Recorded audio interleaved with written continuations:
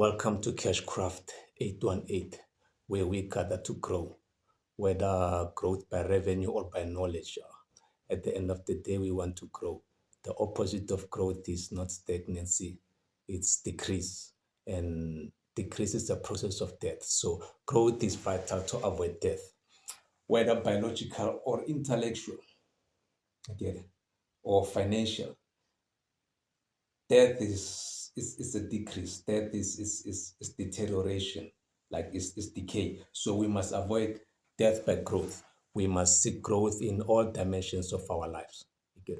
Before I get to the core of the topic, I would like to remind you to subscribe. If you found value in these videos, I would like to remind you to subscribe. Don't forget to subscribe at the end of the video. So as you saw the title, how to actually start investing practically. I will start by asking why less Africans are into investing.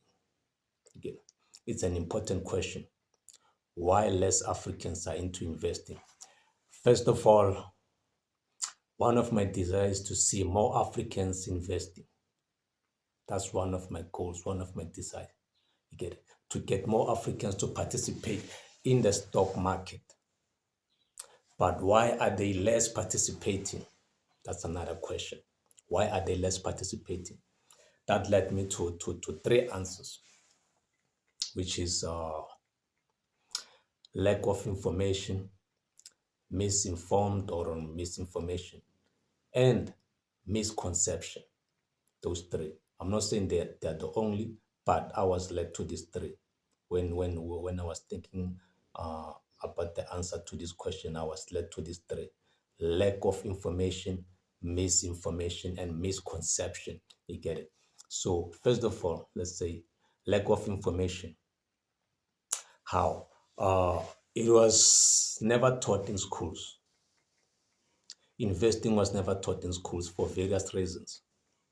And for me to explain those reasons only will take me about 10 minutes to 15 minutes to explain them. But there are many reasons why it was never taught in schools. So, okay, for example, let me just say that in my opinion, I think that if investing was taught in schools, the difference that would be there in societies compared to now is that unemployment rate would be so low. Yeah, because people were going to retire early. How? Because most think that if investing was taught in school, most young people, they were gonna delve straight into it immediately after high school. But that's not true. It's not true because of, first of all, investing needs capital. So after high school, you can't just dive straight into investing. Yes, you can dive straight into investing, but you can't invest at the scale that you will be able to live off your investments. You get it? To make a living out of it, it takes times. Like I said in one of my videos, it's a game of patience.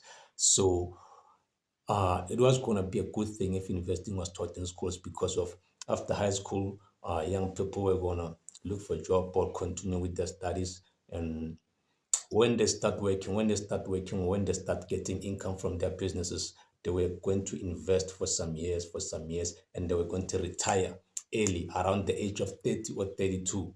Yeah, they were going to retire and vacate and leave out the space for the upcoming generations so that them they'll be able to focus on other stuff, their passions, because as human beings we are passionate and sometimes we fail to pursue our passions because of financial pressures. And I said it before, that is one of the things that creates bitter old people, bitter elders, because people regret. Usually, if you check in life, people don't usually regret what they tried and did not work, but they usually regret what they could have tried and could have worked. So when people grow up and get to realize that, okay, I was good in art, I was good in music, I was good in this and this, but I didn't get a chance to do that. And it was something that I loved to do, but I didn't get a chance to do it because I had to go around looking for money. I had to work, take care of my siblings and stuff. That's what usually makes people bitter for not having gotten a chance to try out the stuff that they loved. So, but anyway, let me move on. That's another topic for another day. You get it? That's another topic for another day. So, let me get to misinformation. Mostly know it as an activity that demands a lot of money. That's how most Africans were misinformed. If not only just Africans, but in many other countries, most young people were misinformed by uh, giving them this information that investing needs a whole lot of money. Like it takes a lot, millions for you to start investing, which is not true. It's misinformation. And that's why mostly won't even bother. They won't even, shake themselves or try to move towards it or even to think about it because they think something that is far above them. That's misinformation. Then thirdly, misconceptions. Misconceptions. What am I talking about when I'm saying misconceptions contributed to most young people not investing? What am I talking about?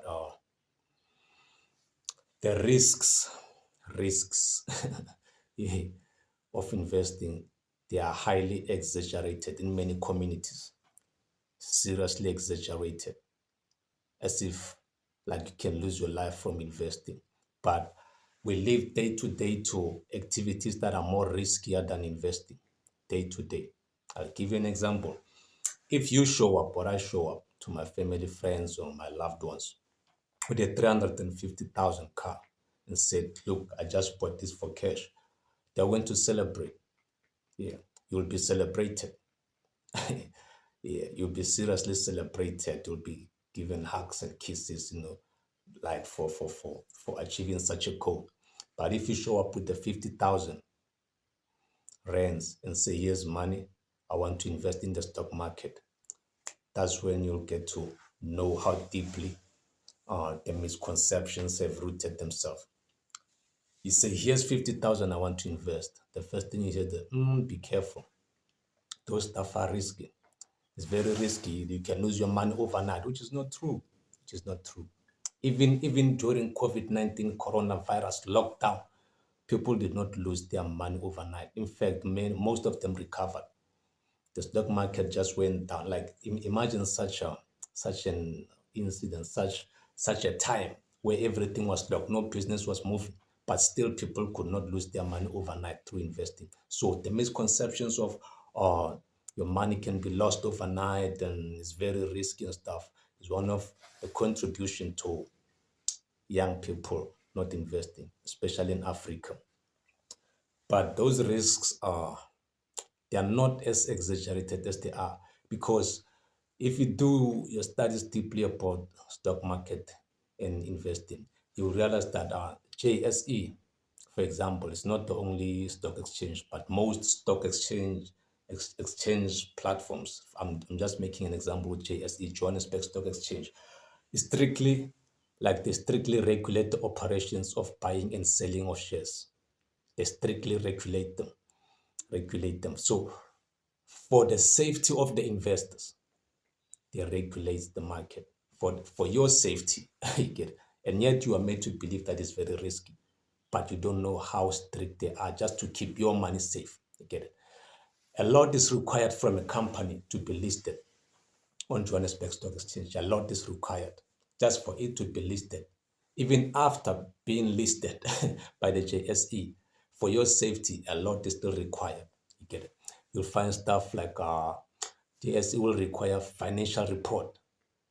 I don't know how many times in a year, but maybe once there's annual meeting, the company must share their annual meeting, what we're talking about, what's going on, like the future plans and and the past incident, what happened in the company, trading updates. They have to report those stuff, accounting stuff. That's why it's called accounting, because they'll hold them accountable. Those companies are audited. You get it? They're audited and they must bring reports so that they won't lie to people by giving out false information, present their companies as if they are growing, only to find out that they were not really growing, they were dying, and people invested in a dying company. So it's unlikely. So if you're an investor and you lose money, most of the time it will be because of a simple stuff like you don't watch the news, because every time when a company dies, which is unlikely, it's unlikely for a company to simply die, especially if it managed to get to that level where it's been listed on the JS. It's unlikely. But every time it dies, it's all over the news for months. They'll be talking about it all over the news for months. Then, if you're a good investor, you can analyze whether what they're saying is just noise to scare people, they're exaggerating the problems of the company, or is it really a serious problem where I should actually withdraw my money? You can know. So this thing of you can lose your money overnight, come on, that's not exactly how it is. So it's strictly regulated. For example, if you check out companies like Choppies, you see Choppies, the one that sells groceries and stuff, it was suspended because of it gave out false information to investors so that they would invest more. So when JSE did their analysis assessment, when they checked by the auditing stuff, they realized that no, these people are not telling the truth, and yet people are investing in their company through us. They suspended it for 7 years. I think it came back a year ago. So that's how seriously it's regulated. You see the guy Steinhoff. See what happened for a guy like that to end up committing suicide is because of he knows how serious of a of a crime it is. You get to mislead people into investing in your company and then only to find out that it was actually not working. So I'm just trying to